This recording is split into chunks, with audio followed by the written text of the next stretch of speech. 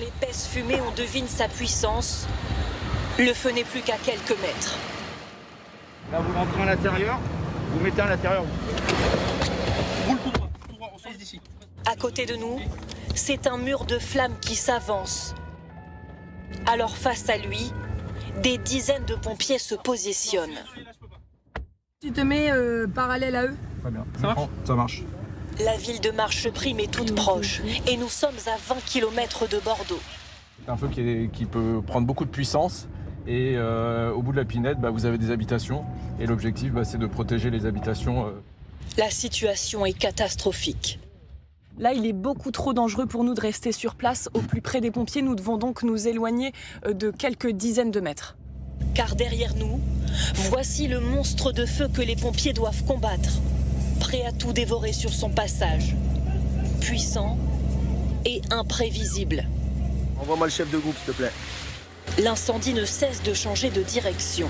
Bien reçu pour CCS4. C'est un feu atypique, il accélère, il ralentit, il va à droite, il va à gauche, il recule. C'est très compliqué de le lire, entre guillemets, de l'analyser. Et alors que la situation semble s'améliorer ici, Il y a une saute de feu plus loin, a priori on risque d'en repartir. il faut intervenir très vite sur un autre front. Allez, c'est bon. Ici, c'est un champ de panneaux solaires que le brasier menace. L'électricité circule encore peut-être, mais dans cette opération délicate, là on va les alimenter en direct. Ils aient de l'eau, on continue. les soldats du feu peuvent compter sur l'aide précieuse des agriculteurs. Faut aider quand même parce qu'on va pas non plus faire brûler Bordeaux et les gens ils sont en galère. Indispensable, car la bataille ne s'arrête jamais. Christophe, c'est un deuxième feu qui arrive là-bas. Un peu plus loin dans la forêt, le brasier est incontrôlable. Il s'est dédoublé en fait sur le côté gauche. Face à lui, seuls 2 camions, insuffisants pour parvenir à le stopper, ni même le ralentir. Le feu a encore gagné sur ce flanc-là. Pour cette fois, les pompiers doivent faire marche arrière. Ouais, c'est reçu, mais là le feu vient d'exploser et il se dirige très rapidement vers Saint-Jean-d'Iac. Voilà, donc on a fait notre possible, mais là ça va être difficile de le tenir. Après plus de 4 jours de combat, tous se demandent ici combien de temps il faudra pour enfin maîtriser ce monstre incandescent. Et c'est la nuit que le combat est le plus éprouvant pour les pompiers, car à ce moment-là, les Canadair ne peuvent pas voler. Tout se joue au sol, au plus près du brasier, avec parfois l'aide des habitants qui défient le feu avec des moyens dérisoires. Retour sur cette nouvelle nuit en enfer, c'est un document exceptionnel. Paul-Luc Monnier, Carole Guyon, Guillaume Souda. Le crépitement des flammes et le dévouement des hommes. J'ai rien. Malgré le danger, en short, en t-shirt, des habitants, des bénévoles, seuls en première ligne pour défendre leur village. Avec eux, des camions, des pompes, des citernes, prêtés par des entreprises et des agriculteurs. Vous avez appelé les pompiers, c'est ça, et vous attendez qu'ils arrivent? Non, on n'appelle pas les pompiers, nous. Hein. Nous, on éteint, on est là pour aider. Hop, hop, marche arrière. On est là juste pour aider parce que ça brûle trop. Mais le brasier gagne encore en intensité. Un agent de la défense des forêts finit par arriver. On arrête, le feu on ne contrôle plus, c'est terminé. Le feu il est parti, on le maîtrise plus, c'est terminé. Il faut abandonner la position. Notre équipe quitte la zone. Un mur de feu, visible à des kilomètres. Un monstre, inarrêtable.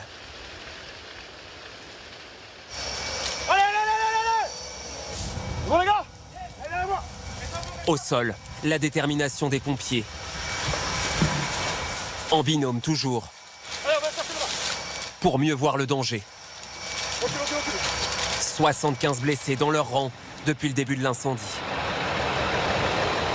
À quelques mètres, nous tombons sur ces habitations. Le danger vient des bonbonnes de gaz. Il faut les retirer. Ici, elles ont déjà été mises à l'abri par les habitants dans leur piscine.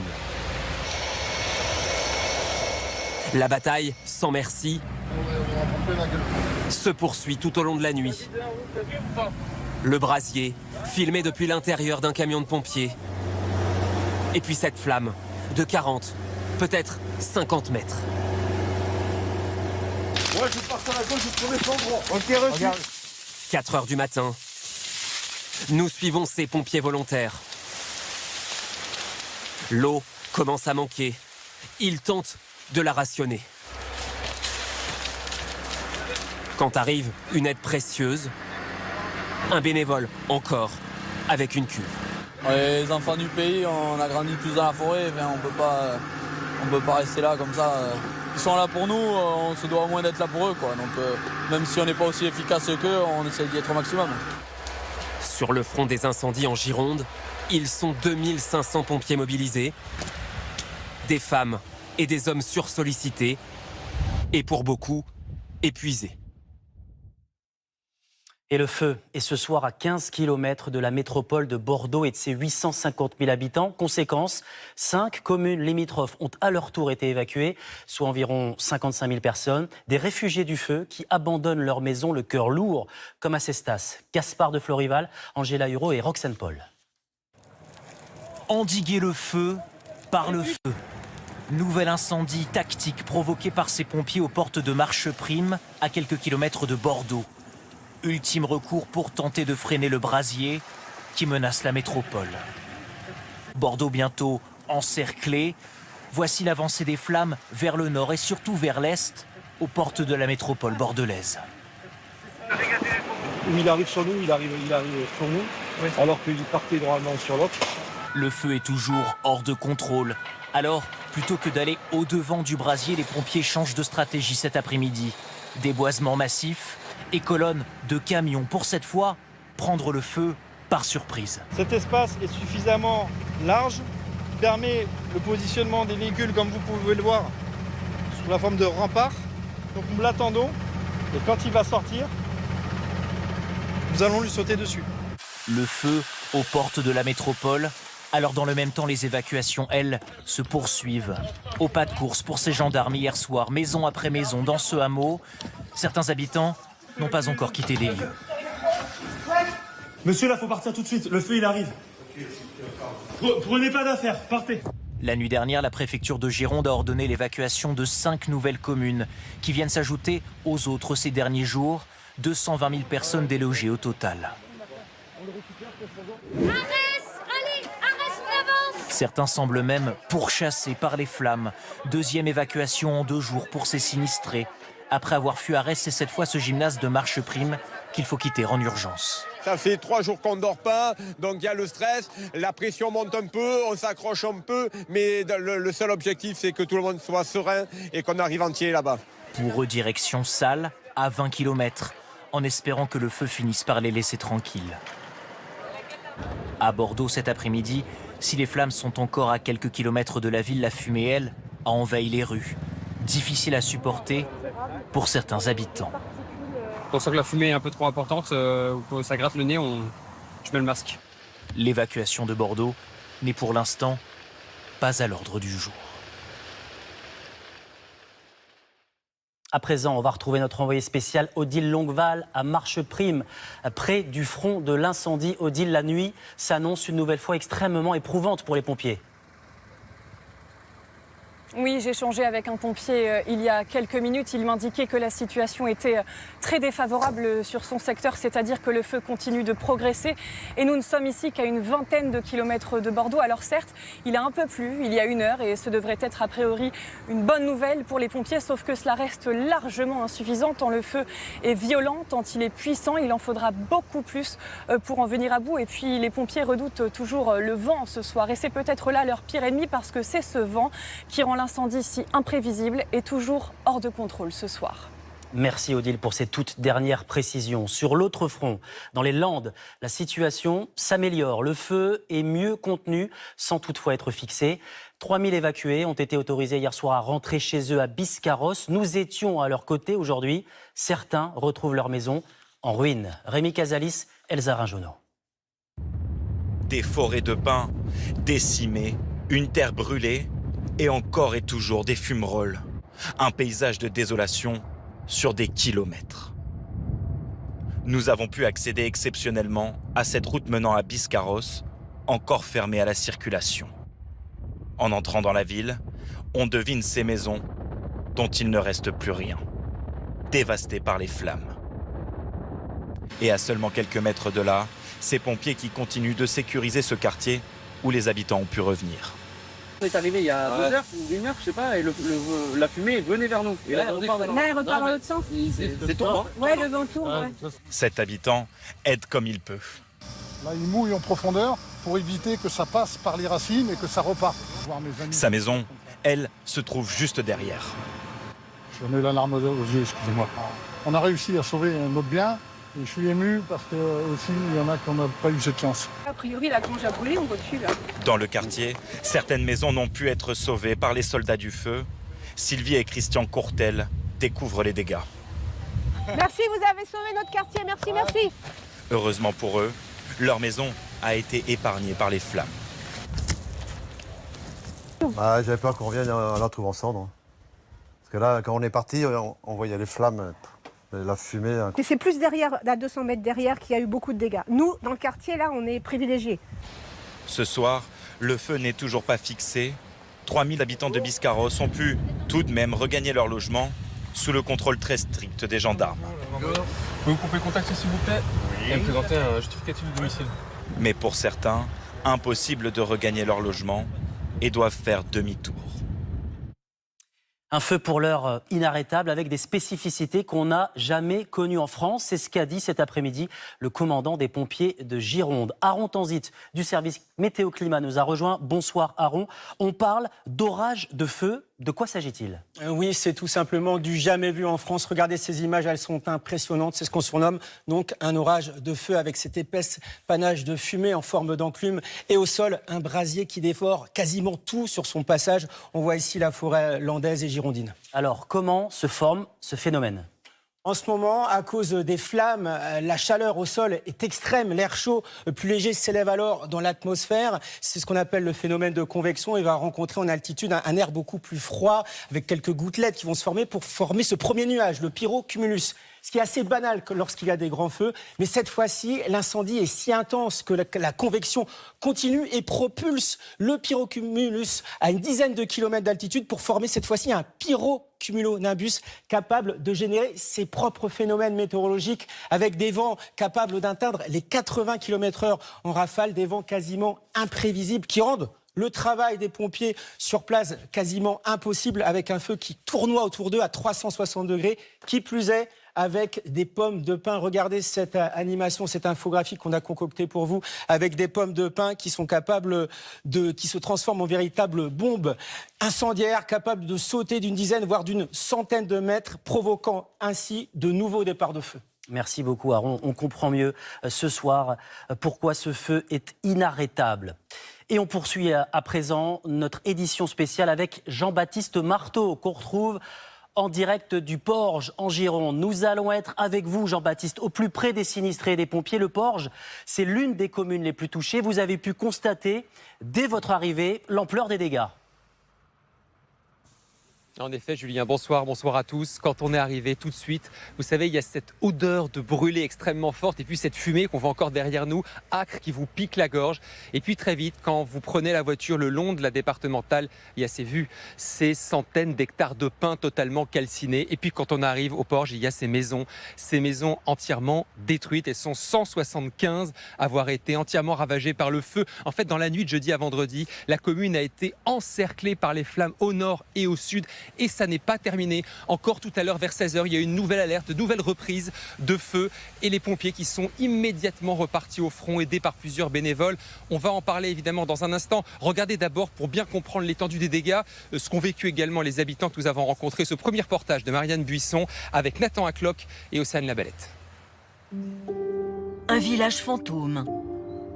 C'est vu du ciel qu'on mesure l'ampleur de la catastrophe. Les ruines de maisons ravagées par les flammes sont dignes d'une scène de guerre. Le feu a tout dévoré, mais par miracle, aucun blessé.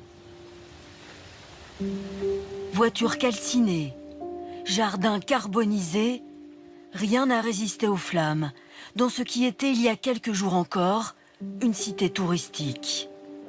Au milieu du chaos, Mathieu Plessis revient pour la première fois chez lui. il découvre sa maison. Je vois plus rien là, je vois plus rien, je vois de la désolation, je vois la maison de mes ancêtres, ma grand-mère est née dans la maison. D'un point de vue déjà psychologique, c'est compliqué. D'un point de vue financier, on ne sait pas comment ça va se passer non plus. Et en attendant, on est SDF quoi. Le choc, puis l'émotion. C'est désastreux. Cette dame, elle, a eu plus de chance. Sa maison n'est pas touchée. On est nouveaux résidents depuis le 2 juin. Donc on voulait quand même venir voir. Je suis désolée. L'incendie a détruit les quartiers périphériques de la commune du Porge.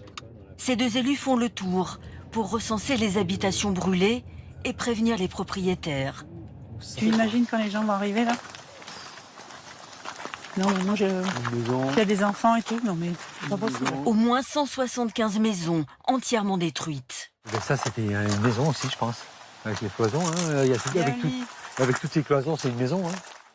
L'adjointe au maire ne trouve plus les mots. On peut pas, je peux plus parler là. Non. Le désespoir, et pour les habitants, l'angoisse de ne jamais retrouver leur vie d'avant.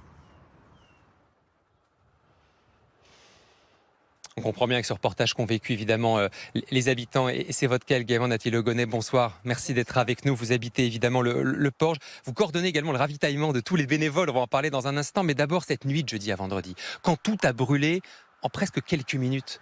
Comment vous l'avez vécu? Vous avez cru qu'on n'y arriverait pas à faire face? Non, en fait, sur le moment, on a une espèce de résilience pour pallier à tout ça. On réfléchit même pas, on est dans l'instant.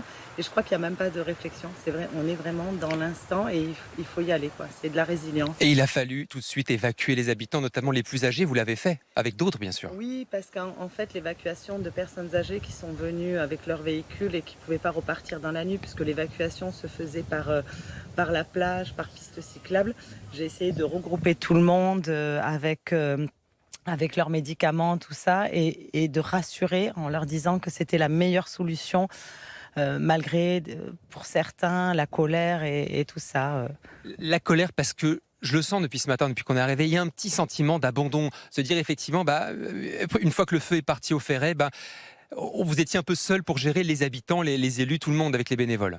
Oui, un petit peu. Après, oui, on s'est un peu retrouvés seuls parce qu'on a eu l'impression que le Ferret avait une espèce de priorité, que nous, on n'existait plus et on s'est retrouvés un soir avec 200 pompiers encerclés par le feu et il fallait réagir, assurer tout le monde. Plus de Canadair parce qu'il y avait des priorités. Donc oui, on a eu un sentiment d'abandon et je pense que c'est le sentiment de tous les villageois du Porge. Il y a eu sentiment d'abandon, mais il y a eu une solidarité absolument incroyable. Vous disiez, vous coordonnez le ravitaillement de tous les bénévoles. Oui. On va en voir dans ce reportage parce que des moments de solidarité, franchement, qui font chaud au cœur, qu'on voit depuis ce matin, qui me touche énormément. On voit les habitants, les bénévoles avec les pompiers. On a vu des élèves kinés qui venaient en proposant de masser les pompiers qui étaient intervenus sur le feu. Ça, on l'a vu un peu partout, chez vous et un peu dans toute la région. Regardez ce reportage de Muriel Lassaga. Mélior Mohamed et Marié Petitjean. Du côté de Sainte-Hélène, les pompiers ont trouvé un allié précieux, ce cuisinier itinérant. La commune a été évacuée, lui a décidé de rester. Ce soir, c'est rougail saucisse. C'est un plat référent de la Réunion et l'idée c'est d'amener un petit peu de soleil à travers ce climat qui est quand même assez dramatique. Hier, il y avait la queue pour le curry de poulet et probablement cette nuit, lorsque des centaines de pompiers vont revenir du front. Les marmites les attendent. Vu l'énergie mise pour tenter de contrôler ces feux, nous l'idée c'est de les servir le plus rapidement possible. Cette solidarité rayonne tout autour du bassin d'Arcachon. Dans ce centre d'accueil du Teche, des bénévoles s'activent jour et nuit. C'est le cas de cette jeune femme. Je suis infirmière et pour moi c'est évident d'aller aider les gens qui en ont besoin. Quand on m'a envoyé un message, je suis venue direct. Une infirmière à la retraite vient prendre sa relève. L'entraide entre bénévoles et le soutien des anonymes. Les dons affluent. Produits d'hygiène, linge et nourriture. Ce ne sont que des dons? Oui. essentiellement. Et ça arrive tout le temps comme ça Hier, beaucoup. Là, on a stoppé le temps d'écouler un petit peu. Mais, Vous avez été obligé de stopper? Oui, parce qu'on en avait trop en fait. Ils sont toujours là pour répondre à nos questions, ils sont toujours là pour nous aider si on a un problème. Et ouais, franchement, ça fait du bien, un peu de solidarité. Dans cette même ville du Teche, cette salle, en temps normal, accueille des spectacles. Depuis 2 jours, des lits médicalisés ont pris place. Ici, on a établi ce qu'on appelle notre petit hôpital. Un peu de fortune, mais au moins, ce sont des personnes qui sont prises en charge. Sur la scène, dans la salle, des gens âgés qui ont dû quitter leur domicile au gré des évacuations successives. Écoutez, bravo parce que de nous accueillir comme ça. On est dans l'urgence et là encore, les bénévoles sont les premiers à prêter main forte. Ouais, j'ai les bénévoles pour les repas qui arrivent. Je vous fais une pause, d'accord? C'est une situation catastrophique ce qui se passe, mais pour le coup, cet élan de solidarité, ce mouvement d'équipe, c'est vivant et c'est fédérateur. La motivation est là, l'incertitude aussi. La ville du Teche n'a encore jamais été évacuée. Cet élan de solidarité, on le sent particulièrement également où nous nous trouvons depuis ce matin. Le maire, Martial Zanninetti, est avec nous. Bonsoir, monsieur le maire. Bonsoir. Bonsoir. Je vous disais jeudi, vendredi, il y a cette nuit, et vous étiez dans la salle des fêtes et vous voyez ces murs de flammes 40 mètres de haut, vous me disiez tout à l'heure. Vous avez cru que la commune allait y passer ? Oui, effectivement, la commune a été complètement encerclée par les flammes de plus de 40 mètres de haut.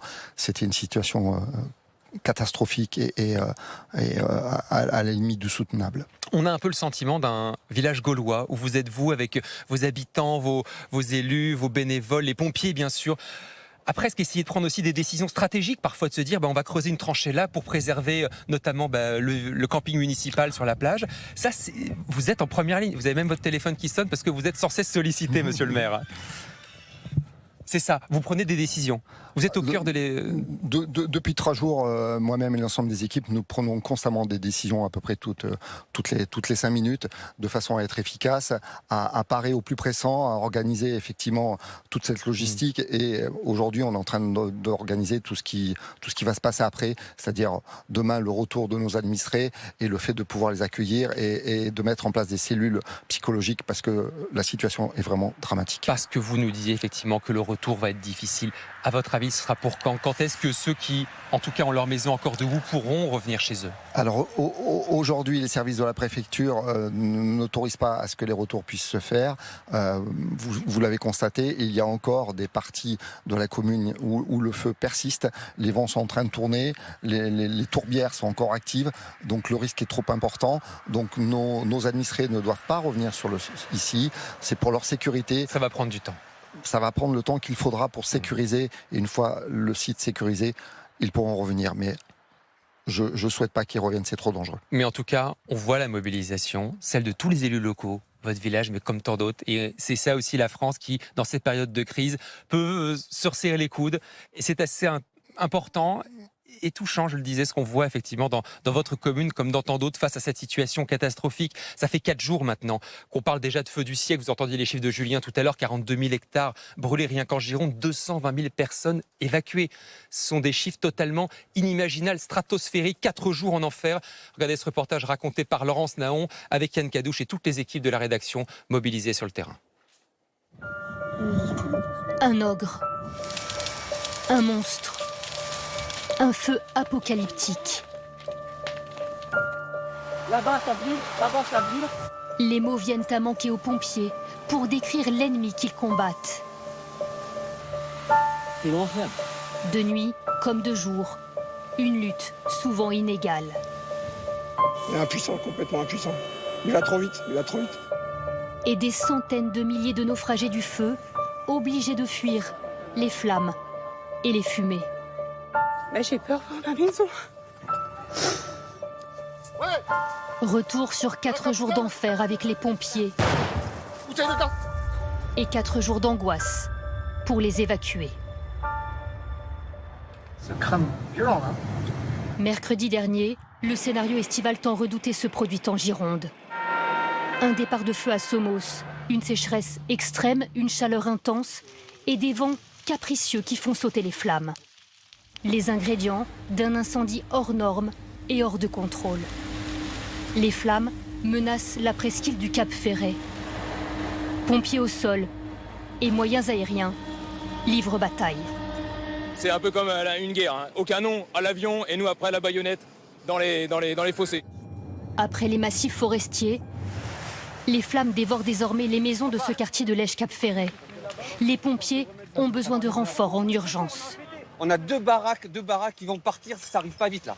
Je suis en face. Là, il faut choisir celle-là ou celle-là. Non, là on va pas choisir, on va sauver les deux. Mais les maisons un peu plus loin s'embrasent. Pied à pied, les pompiers tentent tout pour sauver un maximum de pavillons. Mais ils sont cernés. On n'est pas assez nombreux là. Non, on n'est pas assez nombreux, mais on fait comme on peut parce que c'est la guerre. Des pompiers sur tous les fronts, car 130 km plus au sud, à Biscarrosse, un deuxième incendie fait rage. En 4 jours, en Gironde et dans les Landes, plus de 200 maisons détruites. Face à ces 2 brasiers incontrôlables, les autorités décident d'une opération d'évacuation sans précédent. Par la terre, la mer, 220 000 personnes contraintes de fuir. On a reçu une alerte et on a déguerpillé aussi vite qu'on ait pu. Certaines évacuations sont délicates, comme celle des EHPAD avec leurs pensionnaires âgés, ou celle des personnes malades, comme cet homme de 94 ans. On va le faire au plus vite pour lui. Il y a une cellule médicalisée à la salle des fêtes de Pontinx, donc il sera très bien là-bas. Tout le monde est à l'abri, c'est l'essentiel.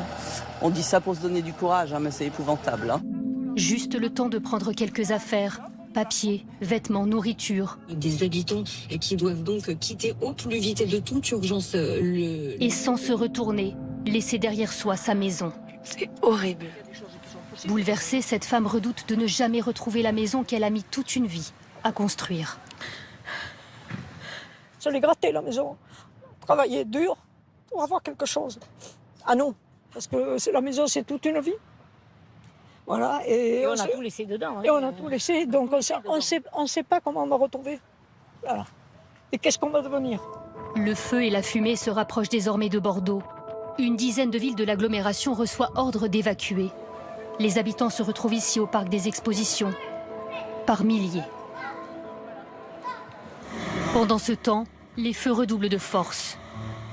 Les pompiers sont à bout de souffle. L'incendie qu'ils affrontent est d'une rare intensité. Ils luttent souvent 18 heures d'affilée avant d'arracher 3 heures de sommeil. Même si on est fatigué, on se donne pour les gens, on se donne pour nos copains qui sont tombés mardi. Alors la solidarité s'organise. Des agriculteurs viennent prêter main forte en arrosant les lisières. Attends que je passe avant de t'engager. Ou en rechargeant en eau les camions des pompiers. Parfois, des habitants viennent simplement distribuer un peu de réconfort. Les pimentaises, carottes râpées, on a pris ce qu'on a vu. La solidarité aussi de ces habitants qui tentent de sauver la maison de leur ami. La grange est déjà perdue, mais avec quelques tuyaux d'arrosage et l'énergie du désespoir, ils espèrent bien sauver l'habitation attenante. On est là depuis ce matin et on fait ce qu'on peut. On a dû sauver au moins 40 maisons, je pense. Le sud-ouest meurtri et des images à peine croyables, comme les plages et les terrasses du Cap Ferret vides en plein été. Des animaux apeurés qui fuient, une planète qui brûle et une nature martyre qui mettra des décennies à renaître.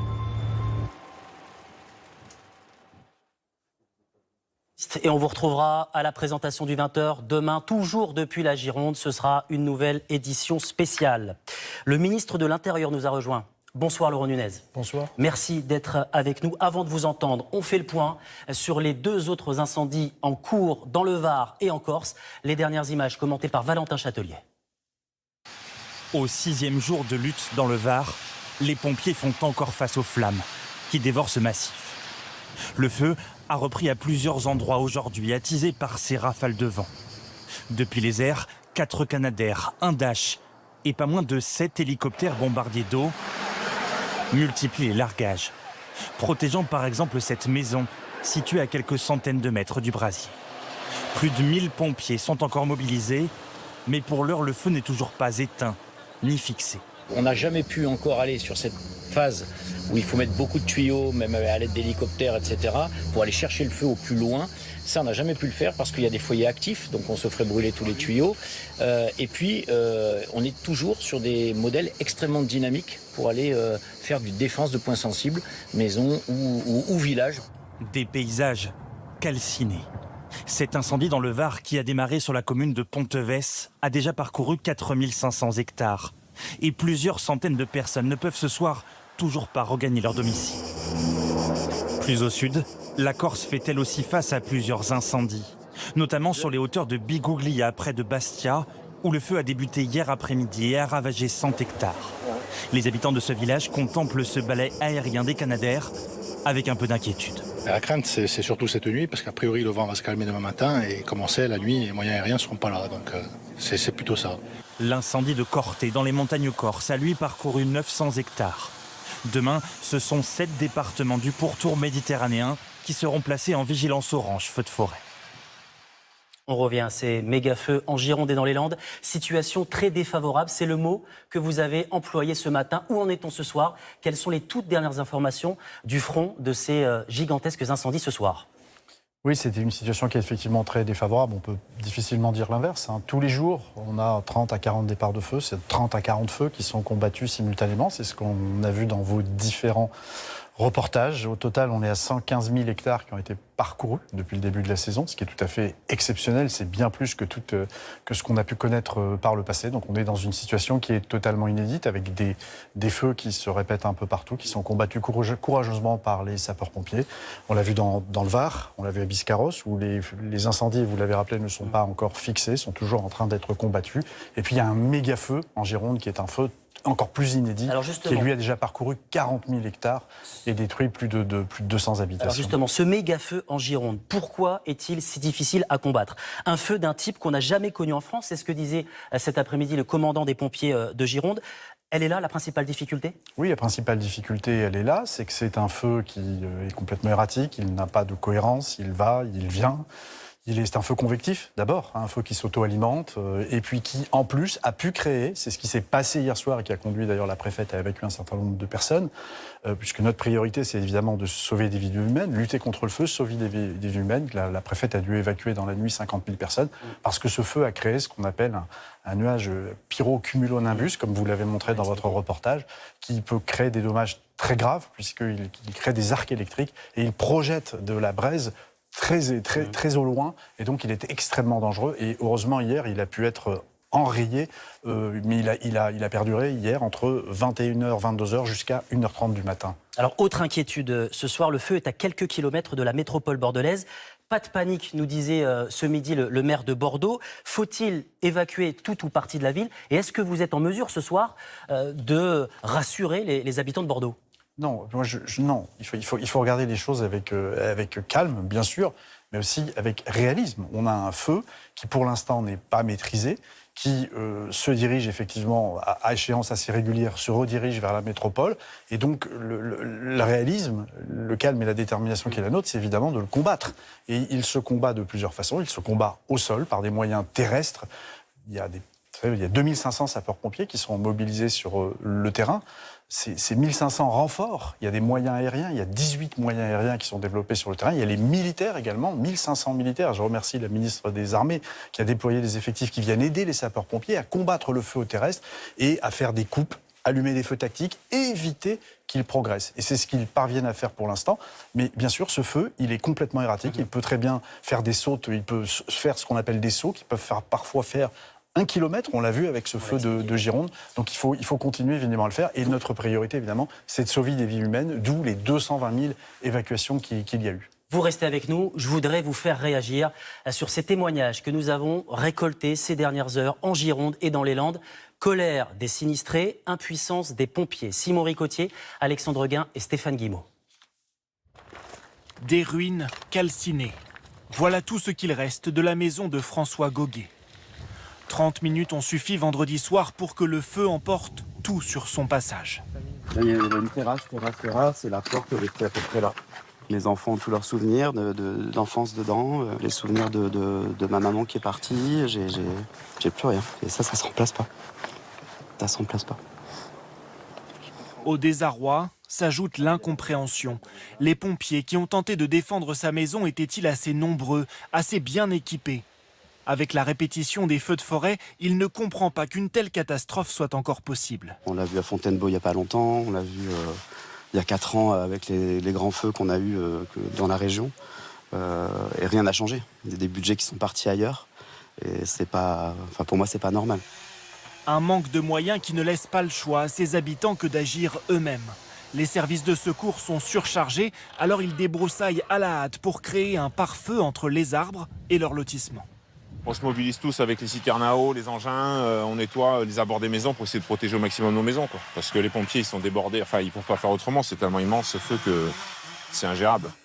Sur l'autre front, en Gironde, ces soldats du feu aimeraient eux aussi que les budgets augmentent pour la lutte contre les incendies de forêt.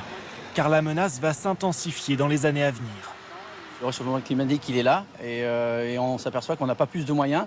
Je pense qu'il y a un gros travail à faire au niveau de la politique, au niveau des élus. Moi, je me rends compte qu'on n'a pas suffisamment de moyens, ni humains ni matériels, pour répondre à des catastrophes d'une dimension aussi importante, quoi.